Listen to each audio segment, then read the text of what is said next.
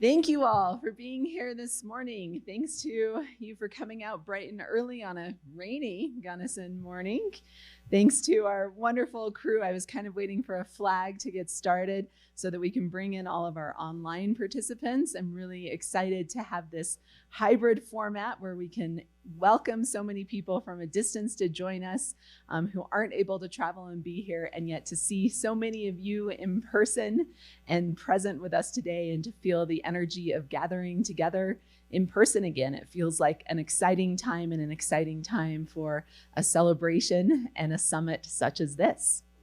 I'm Melanie Armstrong. I am Dean of the Clark School of Environment and Sustainability this year.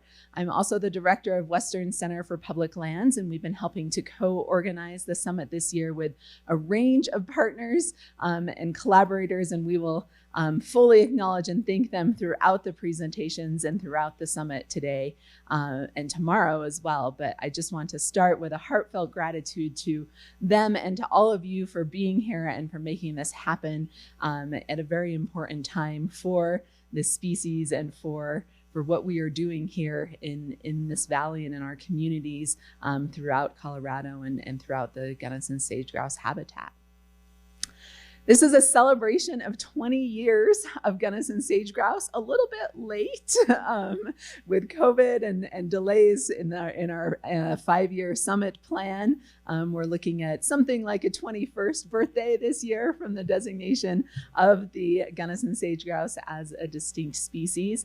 And we really wanted to celebrate that this year in the form of celebrating just the decades of community-led conservation that have happened, that have led to where we are today, and also prompted the conversations about the many important things that need to happen moving forward for the conservation of this species.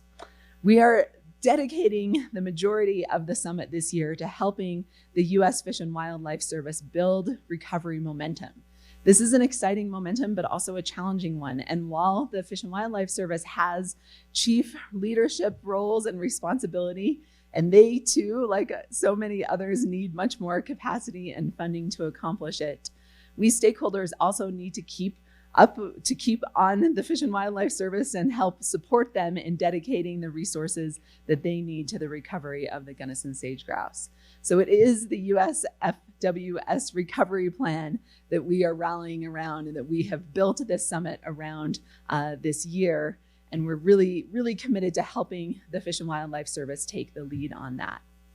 So last year's event, those of you who are able to join us know that we switched to an online event, shortened it down, and really tried to use that as a moment to catalyze action that would lead towards the summit this year. We structured these catalyst groups with the notion that over the year between our 2021 summit and the postponement to this year, that these groups would gather together and really look at what's happening across the landscape today, to really think about what needs to be done to catalyze future action.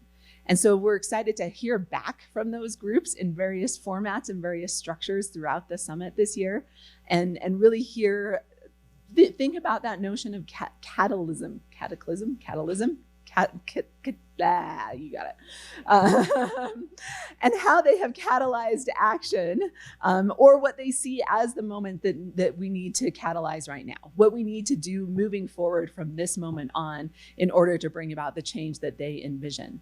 And it really has been, because of the involvement of these catalyst groups, it has been a collaborative planning effort for this event.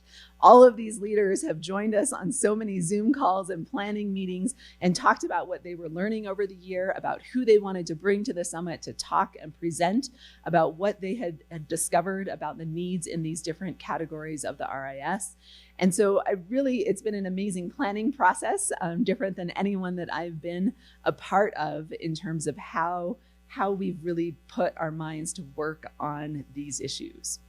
And perhaps the greatest indicator of how important local action is the number of times, both in the summit in the pre-summit last year and in the conversations with these catalyst groups, the notion of local working groups has come up.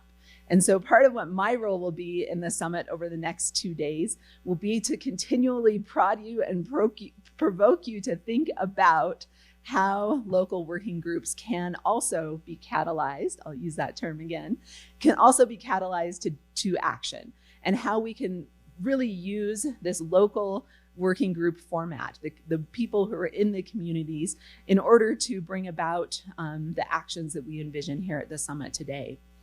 And so, throughout this conservation effort, the local working groups have seen various, ebbs and flows.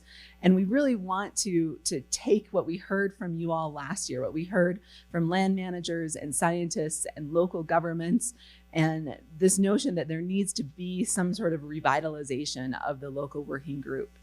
And so we'll be asking you throughout the summit in various formats, what should a local working group look like? How can local working groups be more effective, and what do they need to do? And this is a question for all of us, people who are at the heart of the Sage-Grouse conservation community, the conservation community really of Southwest Colorado, of the Gunnison Valley, of where we are in our various populations around the state. And we'll be asking that question repeatedly. And then tomorrow afternoon, I'll come back on stage to help round out and close the summit. And our team from the Center for Public Lands will share with all of you what it is that we heard from you, what we learned from you in these different formats throughout the event, and what we might take away from these 2 days to lead to that next level of conversation about the conservation of the species moving forward, and how we're going to take those actions to continue catalyzing conservation efforts for the Gunnison sage-grouse. So welcome everyone. Thank you for being here today. We're really excited to have these conversations. I know it's an incredibly packed agenda. I don't really apologize for that, but I do want to set you free to know that even if we're not offering long breaks between speakers, that no one's going to take offense when you need to get up and take a bio break. The restrooms in this building, if you just go out these main doors and go slightly to your left, you'll find restrooms there. There's coffee downstairs at Mad Jack's Cafe. There's coffee right back here. What am I talking about? We've got food to keep you satiated. We've got meals coming ahead. We have a lineup of incredible presenters who are both here with us in person, many of whom you'll see on the screen behind me, and have the chance to hear from them in so many different ways today. So thank you for being here. Thank you for your participation. I'm going to turn it now over to a welcome from Nicole Alt from the U.S. Fish and Wildlife Service.